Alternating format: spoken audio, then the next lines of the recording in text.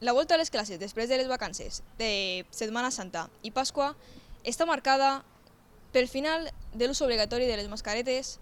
a l'interior dels col·legis i instituts de la Comunitat Valenciana. La central sindical ha assenyalat en un comunicat que vol que existisca la màxima prevenció i informació sobre els protocols a seguir y la manera d'afrontar qualsevol incidència que pueda surgir.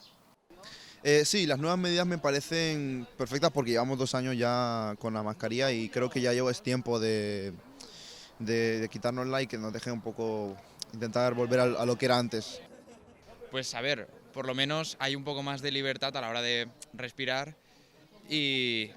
bien, yo creo que bien, a lo mejor nos hemos adelantado un poco, pero de momento parece que va bien las nuevas. Els alumnes ja no hauran d'usar-la en l'àmbit escolar i universitari, encara que sí que s'aconsella als professors amb factors de vulnerabilitat que li la posen, igual que altres persones amb aquestes mateixes condicions en les quals no puguen mantenir 1,5 metres de distància.